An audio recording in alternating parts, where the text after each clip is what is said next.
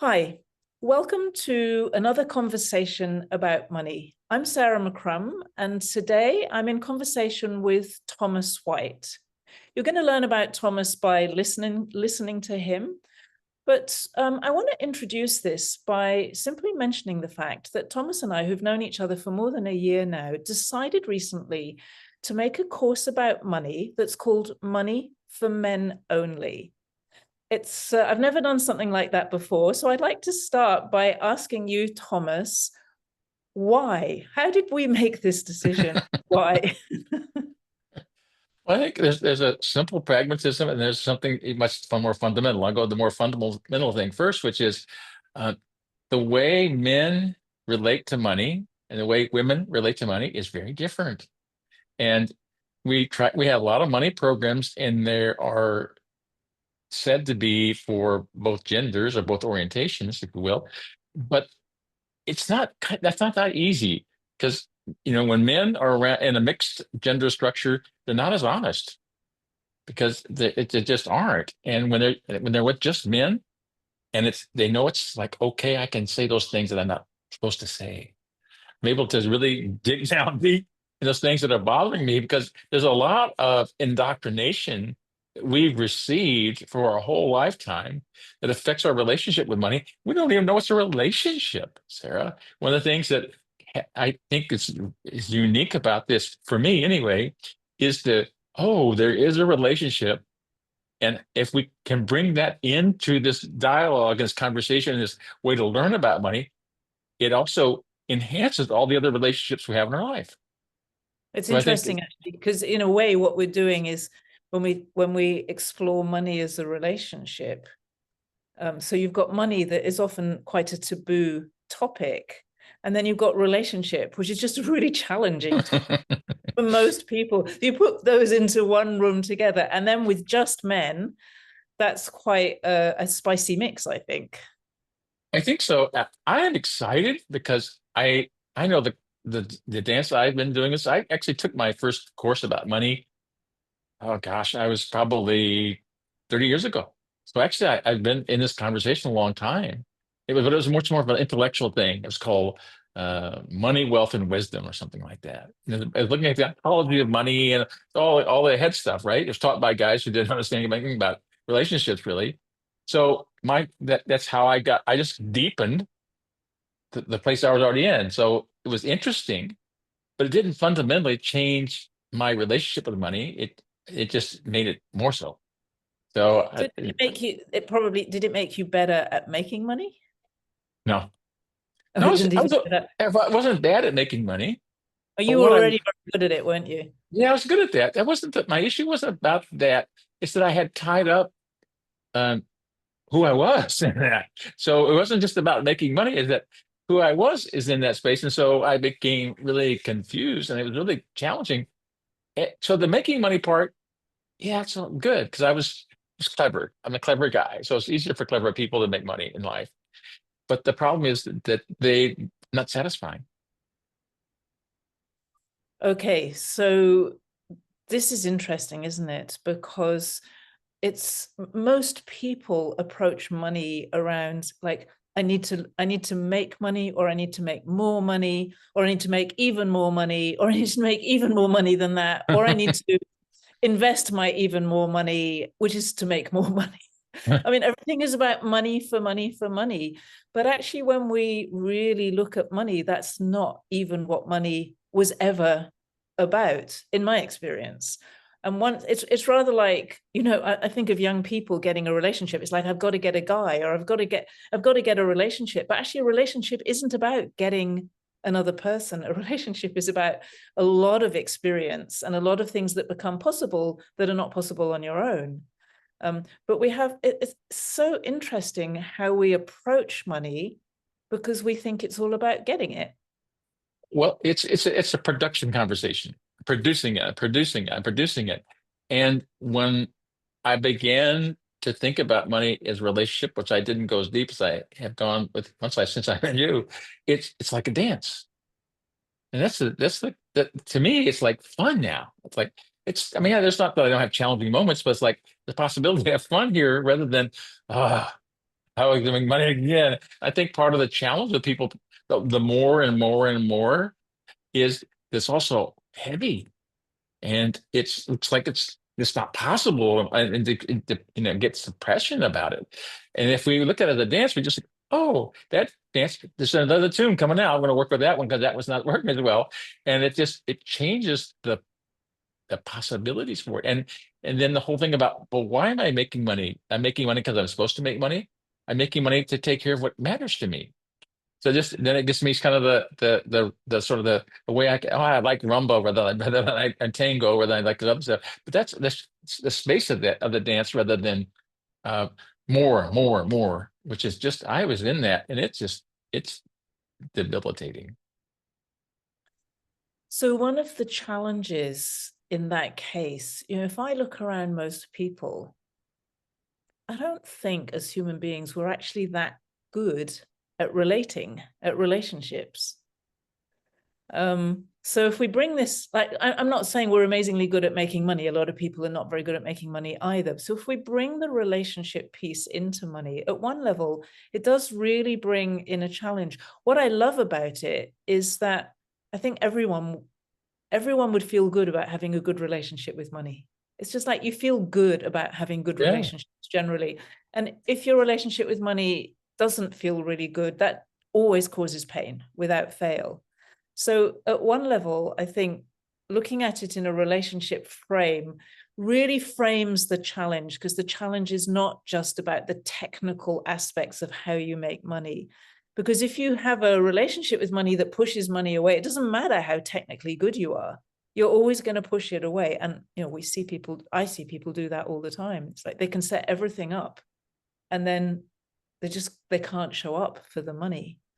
But when we bring relationship into it, it makes it a truly human engagement. It's no longer about the technology, if you like, of making money. It's actually about how do we engage with an energy. It's like an energetic phenomenon in our lives. If you think about money, it's moving all the time. It's shifting power around the world. It's shifting value from me to you to somebody else to somebody else to somebody else. It's quite a remarkable thing if you get a bit of a bigger perspective on it. And then it becomes something we can really engage with, rather than have this kind of either guilt about or conflict around or fear of or worry or stress about. It's like, no, I want to do this thing really well. Well, and as you were talking, I was thinking, the whole thing, you keep using the same approach, think you have a different outcome. It's like called insanity, right? Well, it's like that because we just keep doing the same thing, and we keep doing the same thing, and it's frustrating, and it's not quite the way we want. What if we just stop for a minute? Say, okay, that's really not working the way I want. Let me go try this, because I know that people have good relationships, and certainly I'm going to be trying something new, and probably it's going to be better than what the thing I've been doing. So that's why I'm excited about this, because this gives people a whole different perspective and a whole different way to dance with money than the one that we've grown up with.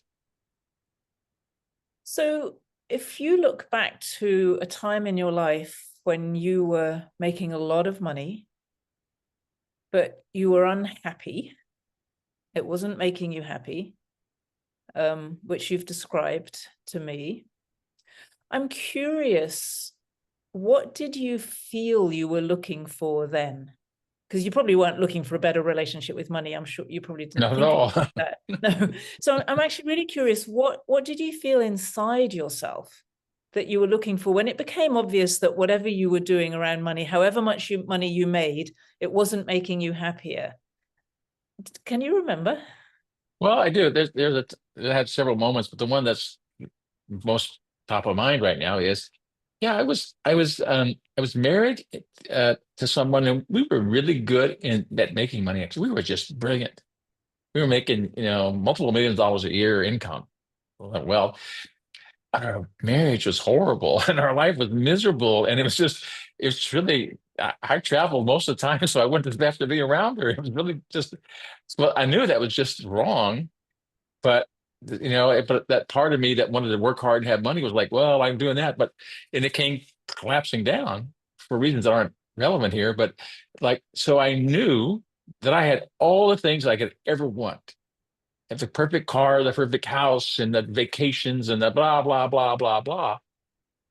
But I was just not very happy camper, and nor was she really. So it just was it didn't solve any problems. It just in some ways made them worse in ways of avoiding each other. So I that was really the one I knew. And so no, so I'd already so I really was doing great and it wasn't working. All right, they have to do something new here. And I began the process after that. I had to crash first before I could get out of it because I was just so enamored with the way I was doing things. I could want to go back and do it again that way. And like, nope, not at all. So I have no regret for the lesson because I'd still be in that pattern today if I hadn't had that a wake up call, which is so dramatic. Yeah. And one thing that I want to say, because I think this is really important, that sometimes people feel that the only way you can get there is by crashing. And perhaps for you, it was because I wish it was, you were very self-convinced, I think, of your I own was rightness. totally. But for people who are perhaps not quite so self-convinced, which is probably easier if you're not quite so successful as well. Like the more success you have, the more convinced you are that you're doing it the right way because it's self-confirming, isn't it? Right. But if there's a little chink in there, I don't think you have to really crash. People often ask me this question, like, do you have to crash before you change? I don't believe so. But you have to learn, you have to change something if you want to change. You can't, as you said, you can't carry on doing the same thing and expect a different outcome. But I feel that's important because a lot of people are really afraid of crashing financially. Yeah, it's just a good point. I think you're right. People like me, I'm a self-starter, I'm a self-contained being, so it's about the only way it can work for me. But there are other people I know and people I've worked with. In fact, there's a young man I've worked with for a long time, and he didn't have to crash, but he knew what he wanted. He knew he didn't have it. And he was so committed to having that, which was a relationship with his wife, with children, with things that mattered in their life, and for them to do it together and dance with money. And they've done that, but that was because he was just committed to just do it. So, yeah, I think it's most people don't have my proclivities to think, but it gives me compassion for those that do, because some people do. But I think most people don't have to. And I think you're right Yeah, about that. especially if I think that you really named something very important there. Like if you want to create some kind of success and satisfaction in your life, which we all do, I think that's largely shared. And so if you're looking for that edge, if you're looking for the next improvement, the next evolution of yourself, you can actually start to learn about things before the crash and prevent the crash. And it's really as simple as that, I think. People crash Absolutely. because they either don't look for that growth at all and they're just not really looking, or because they're on a trajectory that isn't going to work for them long term. And then the only way to break it is to That was break true. hard. And I wish this for no one. I mean, it was the way I had to do it. It's not what I don't recommend it. I think there are many other ways to do it than that way. And I think, again, a reason to do this program that we're doing is it's a way for men to come together and have a conversation with each other to see how similar we are, see our differences, and learn from that. And I didn't have that opportunity. I wish I had. So I probably wouldn't have had to crash. So I'm curious about something here. I find I've worked with a lot of men, usually more in a one-on-one coaching capacity. Mhm. And one of the things that I found about them is that they often didn't want to be in a group. At one level, they wanted to keep me as their secret sauce. I know that. They wanted to have a Uh-huh. secret husband. At another level, there's some kind of resistance to community, which is much less apparent amongst women. Women love to be in a community. They love to talk about things. They love to open everything up, and they do it very easily. Um, what happens when a group of men get together and talk about something like money, which is a very intimate subject actually, and is very tightly bound up often with your identity, your self-worth, your sense of value? It's possible that what it takes for men is to know that it's okay to be themselves and not be judged. And we set that structure up, that environment for people, that we're here to not judge anyone. We're here just to talk what's true for ourselves. And men don't usually have that. Men are taught to be competitive from early on, right? We want to compete, and there's nothing to win in this game. We're not giving prizes here. We're not giving awards. It's really the place. It's very personal to you. And if someone doesn't want to be as explosive, that's okay. And but they'll get more out of it if they are, because the more we share with each other, the more we learn, the more we see ourselves and things we could do differently. And we do this from a place of, oh my gosh, I didn't realize that. One of our brand new, or oh my God, it's just like me. So we don't feel so isolated. Yes, I have seen groups of people just having a conversation about their relationship with money, men and women, and it's been the first time they've ever done that, ever, I think. Yeah. I remember doing that at a festival, kind of, yeah, it was out in a tent on the grass once. We had maybe 50, 60 people all sitting around in little groups. And we had to literally, I had to force them to stop talking so that we could complete the workshop, because it was like unleashing this energy. And it was in the most extraordinary experience. I felt they could have probably talked for 3 or 4 hours without Mm. stopping. Because once you start to let go and realize it is safe to talk about these things and other people understand you, and they often have really similar experiences or complementary experiences, and they listen, and it feels such a relief, because so often it's like we hold so much as secrets inside us around money. Well, the consequence of that is nothing changes. Well, there's another consequence to that. I'm going to say my teacher, who was a Chinese master, who was extraordinarily capable of making money. She needed a couple of $1 million in less than a week, and she, in a brand new country, she had Mm. it. She sorted it. She was incredible. It didn't always wash off on us because the money didn't go down. But she always used to say, secrets make you sick.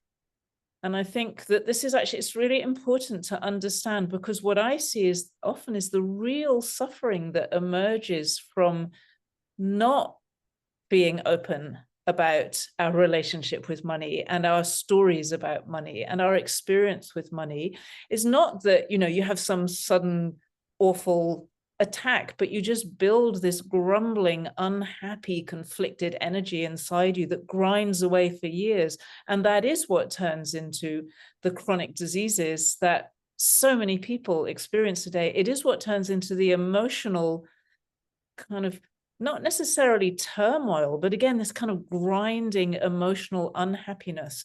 And what I found, I think of many conversations I've had with my friends and clients, men in particular, who are so looking for joy in their Mm. business. They're not just looking for joy in their life or with their wife, or whatever. They actually want it in business.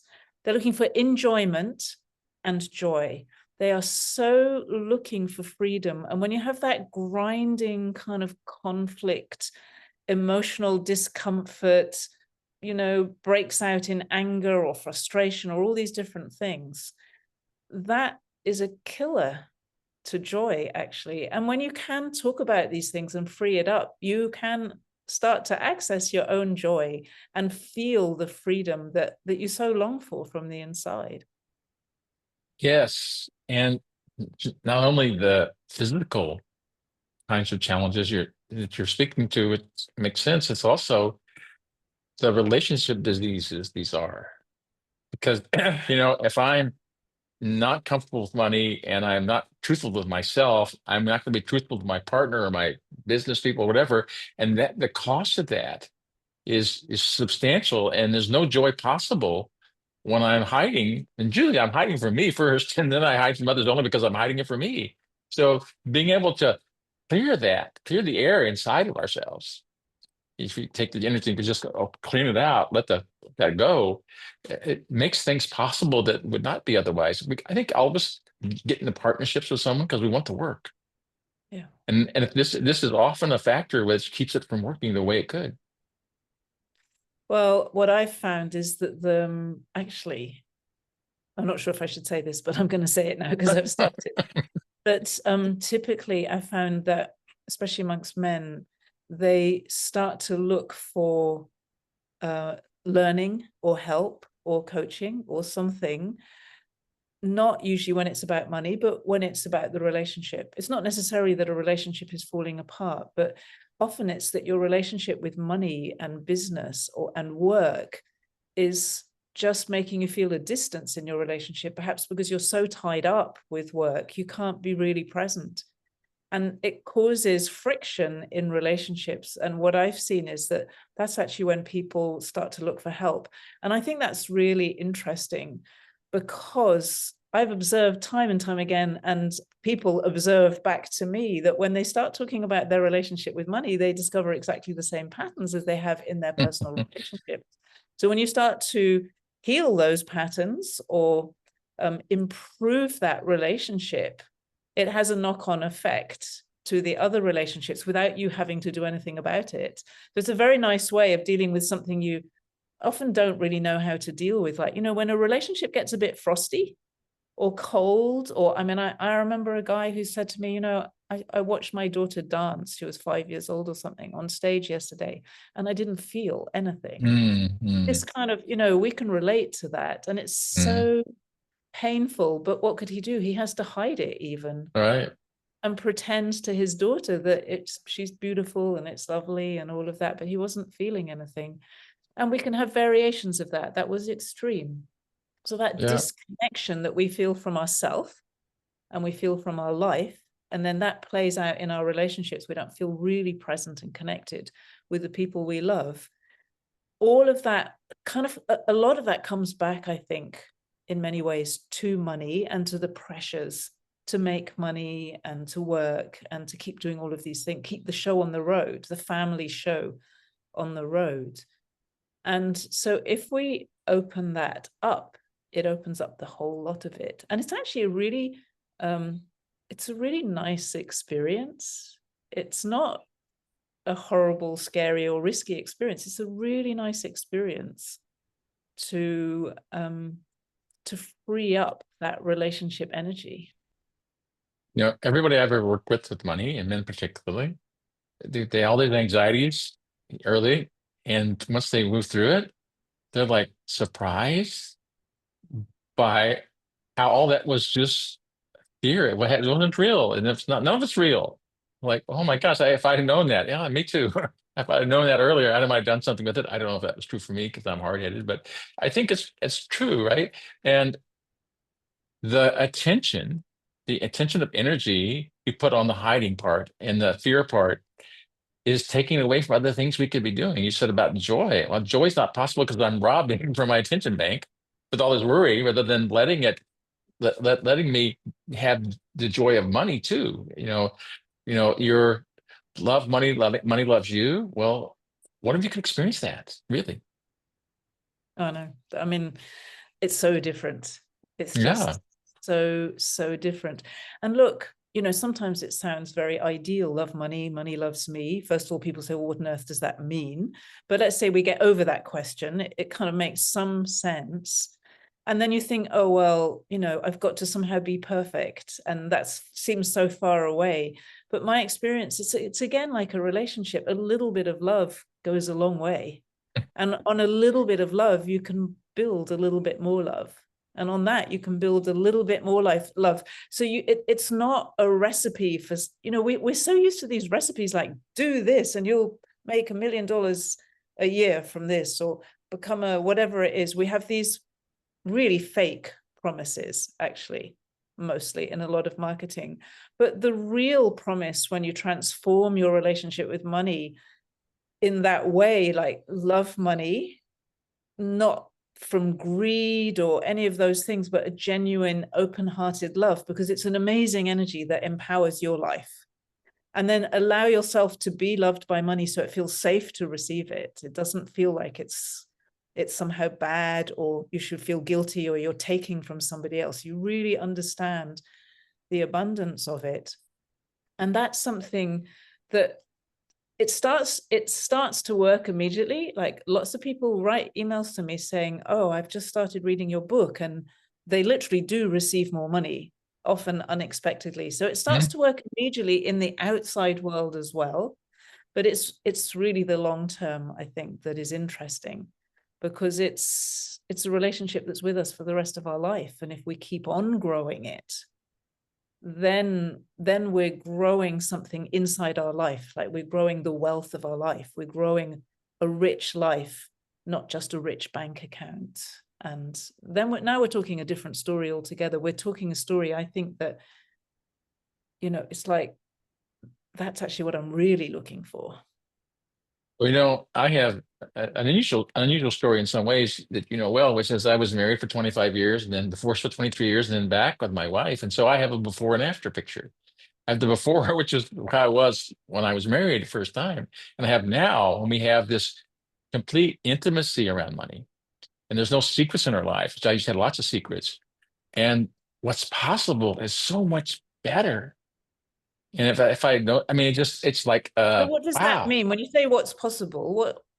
So, What's so it's possible in different. I think relationships. it's different from how you were before, isn't it? Well, how I was before, had a lot of attention on the stories I was telling, that keep kind of managing all that stuff. Now there are no stories. It just what is, and we share that, and because we are walking this with no secrets, we're walking this with total honesty with each other. The possibility for true intimacy is available that never was available before. The ability to deepen this relationship for the rest of our lives and have no question about that is there, and it was not possible before. It wasn't that we didn't love each other and we didn't care about each other, but I had my structure, and I felt trapped in it. So there I was, and now that I don't have it and I'm not trapped in it, it's like, wow, I have the possibility that I didn't even want to dream of, because I just didn't think it was possible for me. Yeah, and it's not, from what I'm hearing, it's not actually just a possibility. It's actually real. It's a reality that you can grow, Well, isn't it? well, yeah, it's well said. In fact, when we came back together, it's evolving and it's growing and it's maturing, um, and it's more than we ever expected.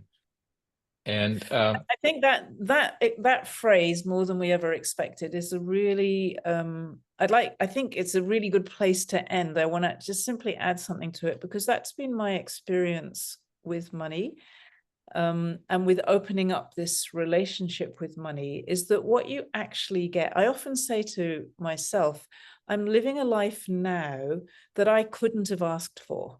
mm, Because I couldn't have imagined that was possible. That doesn't mean it's kind of like a fairy tale life in some fantasy. It's very real. I have challenges like everybody else, but I couldn't have dreamed up for myself the way I live, and the alignment and the commitment and the joy in doing what I do, and the joy of facing the challenges rather than just, oh, this again. Or it's a completely different way of approaching life. And I think that's actually the real thing that happens, is that in a way the magic of life opens up when you can open up the relationship side of money rather than just the material kind of transactional aspect of it. And that magic, which isn't really magic, but it feels like magic, that magic touches our heart and our soul and our humanity. It makes us feel whole. It makes us feel like, this is what I'm here for. That's really what happened, isn't it? this happened for me, and I was just listening to you talk about this, and you and I've talked for a year plus about why you love this. And I got it at a new level right now. Why you so love this? Because the freedom it gives people. Yeah. Yeah. Exactly. And I watch that happening every single day. I watch that happening to people. Yeah. Well, thank you very much, Thomas. Yeah, thank you, Sarah. The, always a fascinating conversation. Somehow. There's so much that emerges when we talk about money.